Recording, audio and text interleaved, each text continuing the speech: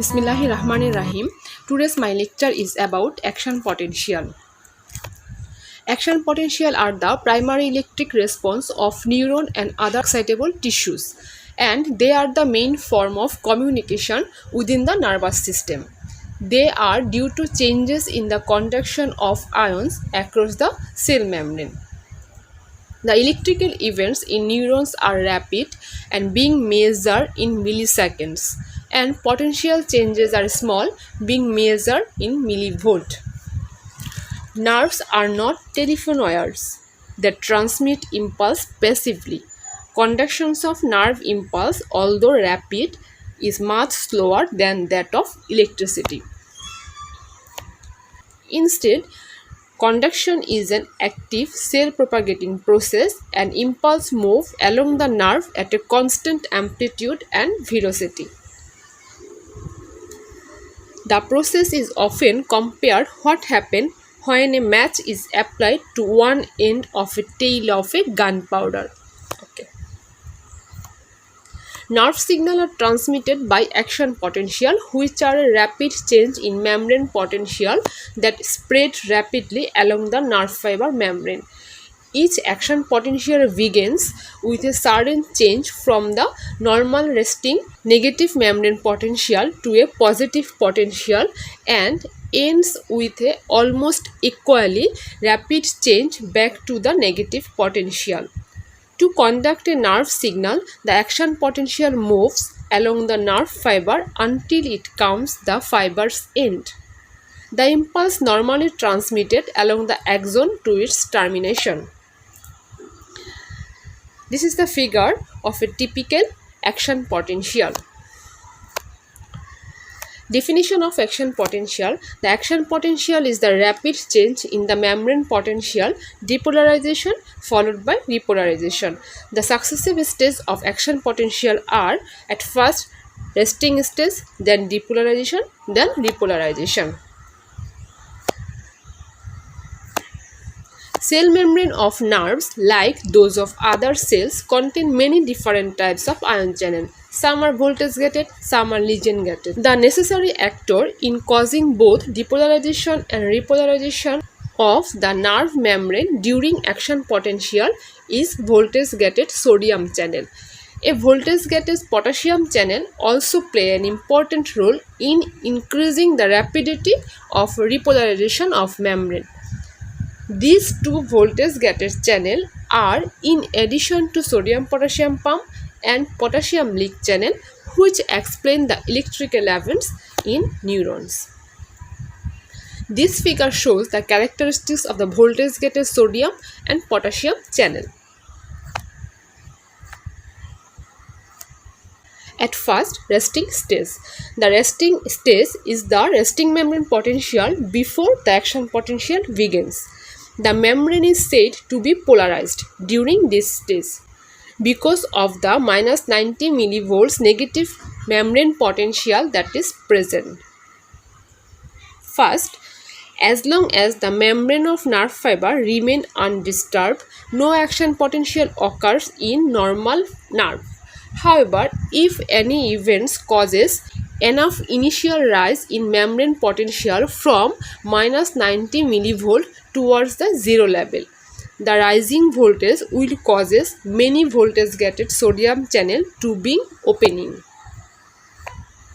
This occurrence allow rapid inflow of sodium ions, which causes a further rise in membrane potential, thus opening still more voltage gated sodium channel and allowing more streaming of sodium ion to the interior of the fiber. This process is a positive feedback cycle that, once the feedback is strong enough, continue until the voltage gated sodium channel have become activated, that means opened. Basically, any factors that causes sodium ion to begins to diffuse inward through the membrane in sufficient numbers can set off automatic regenerative opening of the sodium channel.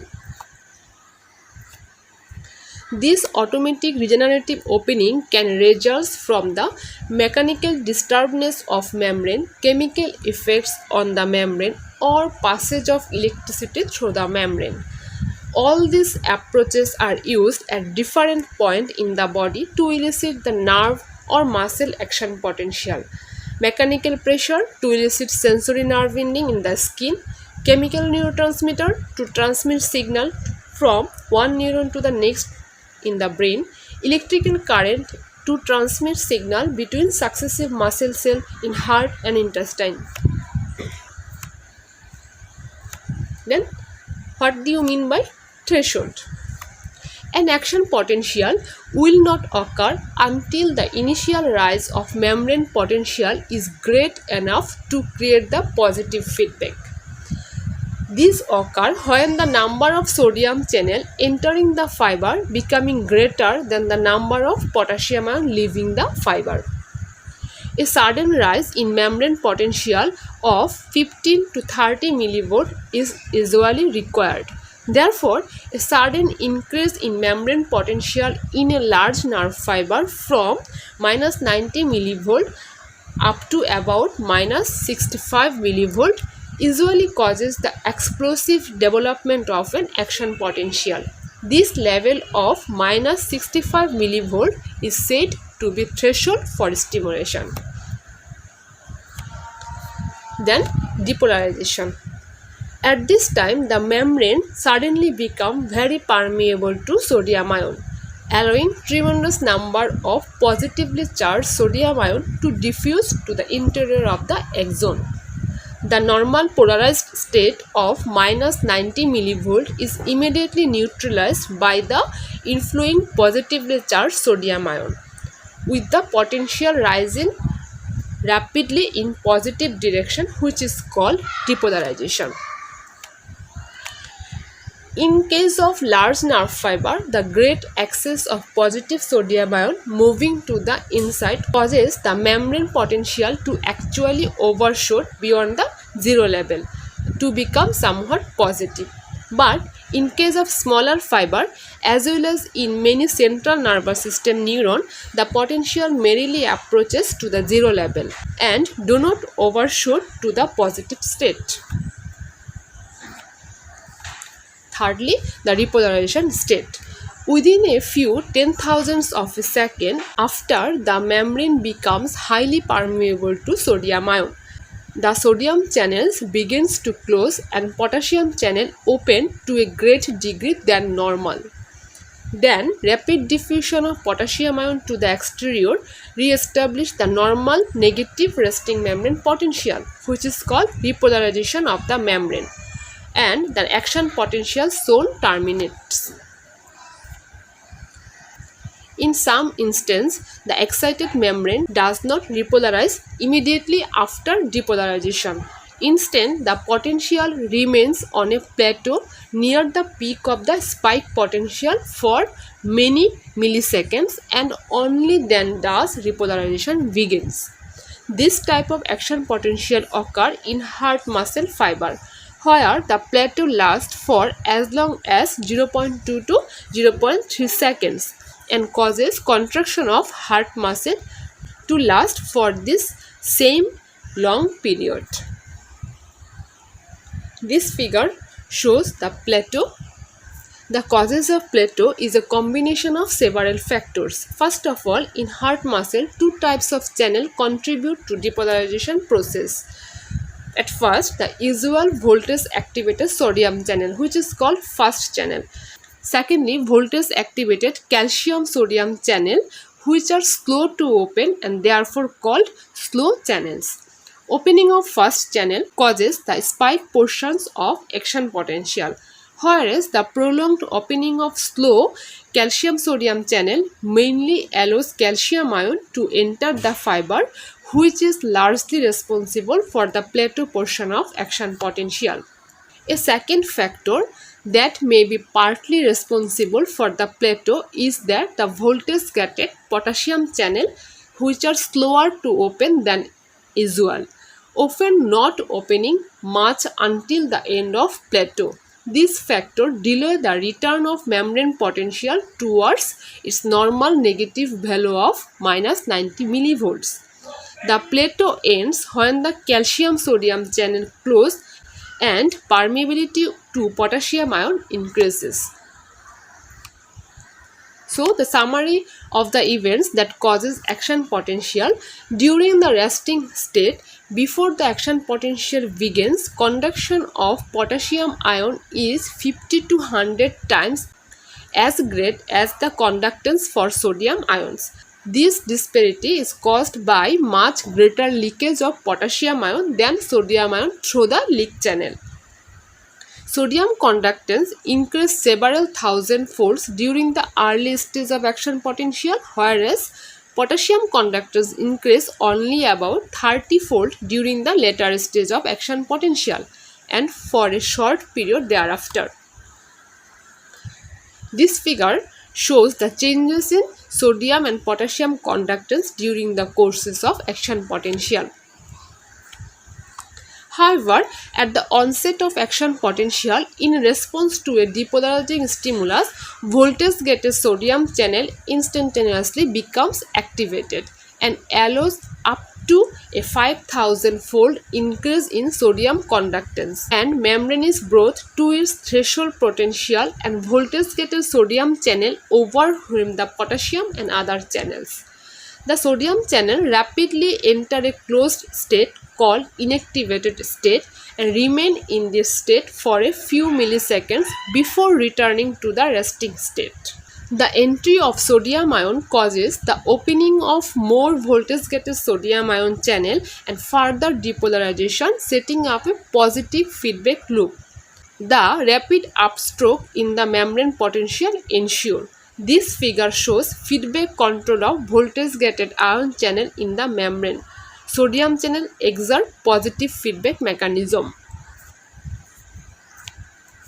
The membrane potential moves towards the equilibrium potential for sodium ion but does not reach it during the action potential, primarily because the increase in sodium conductance is short-lived.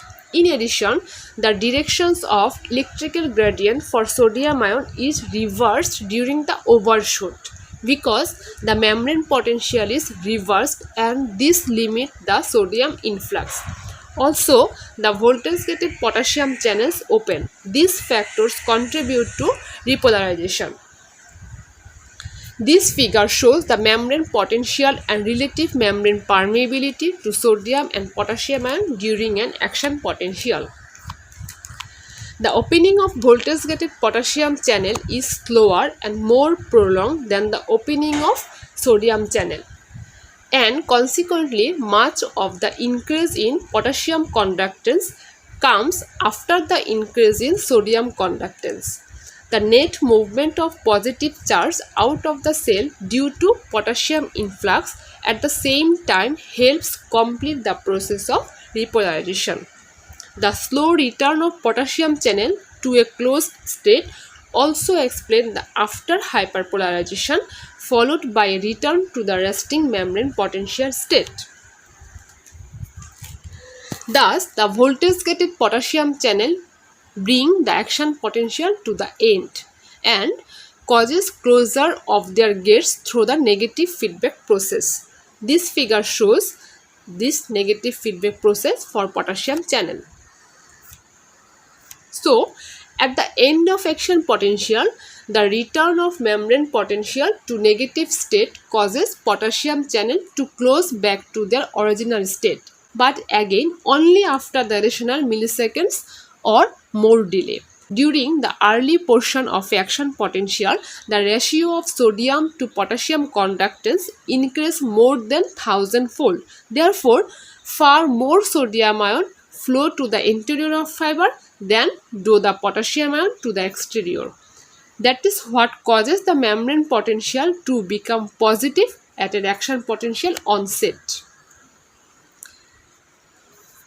This figure shows the sodium channel opens and then closes before the end of 2 milliseconds, where potassium channel opens and the rate of opening is much slower than that of sodium channel.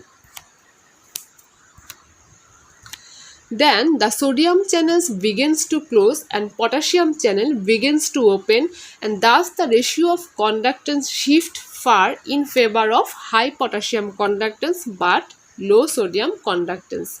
This shift allows very rapid loss of potassium ions to the exterior but virtually zero flow of sodium ions to the interior. Consequently, the action potential quickly returns to the baseline levels. This figure in the middle portion shows the ratio of sodium and potassium conductance at the each instant during the action potential. What is the effect of potassium? Decreasing the external sodium ion concentration reduces the size of action potential but has little effect on resting membrane potential. The lack of much effect on resting membrane potential would be predicted, since the permeability of the membrane to sodium ion at rest is relatively low. In contrast, since the resting membrane potential is close to the equilibrium potential for potassium ion, changes in the change in external concentration of this ion can have major effect on resting membrane potential. That means if extracellular level of potassium ion increased, which means hyperkalemia, resting potential moves closer to the threshold for eliciting an action potential. Thus, neurons become more excitable. And if the extracellular level of potassium ion is decreased, which means hypokalemia, the membrane potential is reduced and neurons is hyperpolarized. Although sodium ion enters the nerve cell and potassium ion leaves it during the action potential, very few ions are actually moved across the membrane. Other sound, that means calcium ion, can affect the membrane potential through the both channel movement or membrane interactions. A decrease in extracellular calcium ion concentration increases the excitability of nerve and muscle cell. Conversely, an increase in extracellular calcium concentration can stabilize the membrane by decreasing excitability. All or nothing principle. That means once an action potential has been elicited at any point on the membrane of a nerve fiber, depolarization process travel over the entire fiber if conditions are right. But it does not travel at all if the conditions are not right. This principle is called all or nothing principle and it is applied to all normal excitable tissues. Then refractory period. After an action potential during which a new stimulus cannot elicit it. A new action potential cannot occur in an excitable fiber as long as the membrane is still depolarized from the preceding action potential. The refractory period is divided into two, absolute and relative refractory period. In absolute refractory period, a second action potential cannot be elicited, even with a strong stimulus. But during relative refractory period, stronger than normal stimuli can cause excitation. Propagation of action potential. An action potential elicited at any one point of an excitable membrane usually excites adjacent portion of the membrane, resulting propagation of an action potential along the membrane. In this figure, a nerve fiber that has been excited in its mid portion, that is, mid portion suddenly developed increased permeability to sodium ion. The arrow shows a local circuit of current flow from the depolarized area of membrane to the adjacent resting membrane area. That is, positive electrical charge are carried by the inward diffusing sodium ion through the depolarized membrane, then for several millimeters in both directions along the core of the axon. Therefore, sodium channel in these new areas is immediately open, which is shown in these figures. The explosive action potential spread. This newly depolarized area produces still more local circuit of current flow further along the membrane and causing progressively more and more depolarization. Thus, the depolarization process travels along the entire length of fiber. This transmission of depolarization process along the nerve and muscle fiber called the nerve or muscle impulse. What is the direction of propagation? As in this figure, an excitable membrane has no single direction of propagation, but action potential travels in all directions away from the stimulus, even along all branches of nerve fiber until the entire membrane has become depolarized. Thank you for your patience hearing.